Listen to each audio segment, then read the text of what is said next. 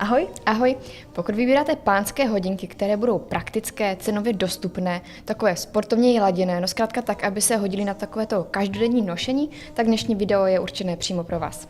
Vybrali jsme totiž 6 pánských solárních a cenově dostupných hodinek, které splňují všechny tyto požadavky. Je třeba říct, že ten výběr jsme nevolili úplně náhodně, jakože jsme vzali prvních 6 solárních hodinek z našeho e-shopu, ale jde o modely, které jsou dlouhodobě nejoblíbenější, mají skvělý poměr cena-výkon. A stojí za nimi značky, za které se rádi postavíme. Přesně tak. Díky. Tak jdeme na to.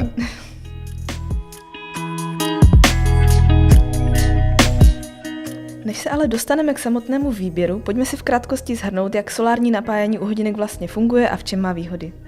Solární energie je jeden z typů obnovitelné energie, která je dobře využitelná i v běžném životě. Je totiž zdarma, neznečišťuje životní prostředí a je zkrátka všude přítomná. Teda kromě dnů, kdy je zataženo.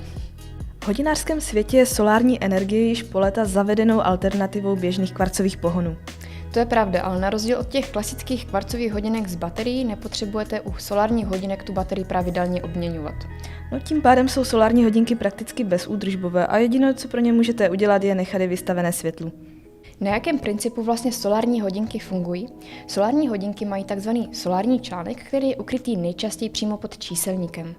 Tento článek potom absorbuje sluneční světlo, které přeměňuje na elektrickou energii. Elektrická energie je potom uložena v akumulátoru nebo dobíjecí baterii. Díky této uložené energie pak hodinky získávají vlastně celkem dlouhou rezervu chodu, nejčastěji kolem 6 měsíců.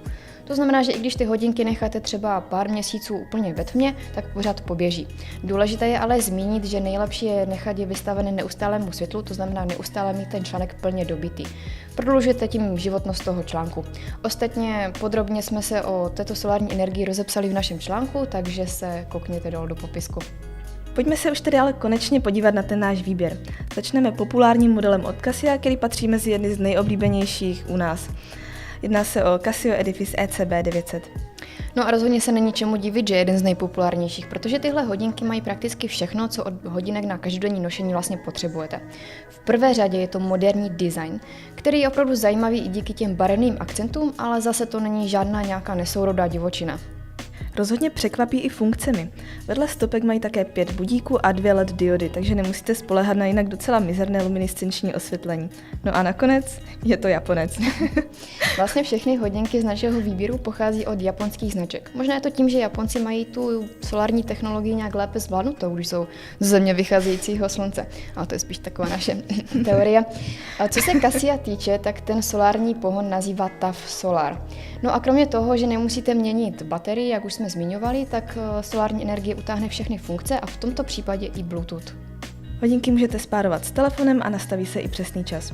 A co se tedy týče parametrů, nebudeme přehánět, když řekneme, že Edifici ohromují parametry, které bychom čekali u vyšší cenové kategorie.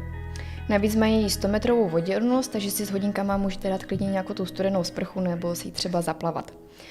Edifice zkrátka ocení muži, kteří hledají vyloženě stylové, nenáročné hodinky na každodenní nošení, ale musíme podotknout, že mají trošku vyšší průměr pouzdra 48 mm, takže se jednou spíše můžou s trošku širším zápěstím. Ostatně tyto hodinky jsou tak zajímavé, že se dostaly i do žebříčku našeho výběru 6 nejlepších pánských hodinek s chronografem. A odkaz vám necháme samozřejmě zase dole pod videem. Dalšími hodinkami jsou Casio Wave Sceptor VVA M650. Jedná se o sportovně laděné hodinky s moderním kombinovaným Anadigi číselníkem, samozřejmě se solárním napájením, ale také řízením rádiovým signálem. Kromě cenové dostupnosti, zajímavého designu a samozřejmě toho solárního napájení je právě ta synchronizace podle rádiového signálu asi to nejzajímavější na Wave Sceptorech. Pokud hodinky chytí signál z jedné z 5 rádiových stanic, sami si každou noc řídí čas na vteřinu přesně. A pokud by snad signál nebyl v dosahu, hodinky jdou stále s přesností běžných kvarcových hodinek. A kdybyste snad s příjmem měli někdy problém, v našem magazínu najdete podrobnější návod, jak tomu trošičku pomoci. Stejně jako Edifici i Wave Sceptory mají zvýšenou voděodolnost na 100 metrů. A vlastně i tady bychom řekli, že ty hodinky padnou spíše mužům s trošku větším zápěstím, protože průměr pouzdra je sice nějakých 43 mm, ale ten rozměr od nožky do nožky je vlastně trošku větší díky zvláštnímu uchycení toho náramku. Určitě oceníte i další praktické funkce, jako třeba budík nebo osvětlení. Přesuneme se k další japonské značce, která je mimochodem technologickým průkopníkem, co se solárního napájení týče. Řeč je samozřejmě o značce Citizen a její ikonické technologii EcoDrive, kterou najdeme vlastně u většiny produkce hodinek Citizenu. Od Citizenu jsme vlastně vybrali 3 hodinky a začneme populárním kouskem Citizen Sports CA069. To, co z nich dělá tak zajímavé hodinky, je bezesporu design pilotek. Na tom číselníku se toho děje fakt hodně, je celkem rušný, i díky vlastně funkci stopek a taky vnitřní azimutální lunetě. Ta by běžně byla spíše oboustranně otočná a fungovala jako takový zjednodušený kompas, ale v tomhle případě se jedná spíš o designový prvek, protože ta luneta je zkrátka pevná a nedá se s ní otáčet. Pokud jde o velikost, pouzdro má průměr 44 mm, takže vlastně nejde zrovna o malé hodinky.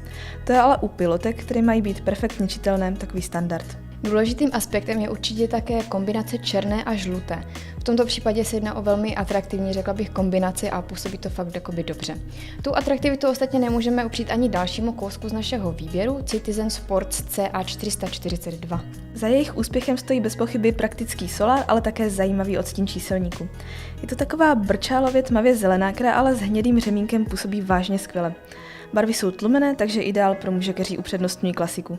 Co se designu týče, tak ještě musíme zmínit, že je trošku jakoby šmrcnutý takovým závodním stylem, čemuž nasvědčují vlastně stopky a taky tachymetrická stupnice. No a samozřejmě taky perfektní čitelný číselník.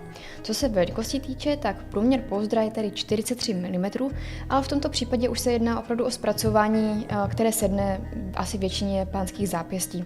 Nejjednodušším modelem z našeho výběru je pak Citizen Elegant, který má vedle solárního napájení ještě další 2 velké přednosti. Tou první předností je určitě titan a ne leda z jaký. Jde o super titanium od Citizenu samozřejmě, který je 5krát odolnější než běžná ocel. No ale především je úžasně lehký.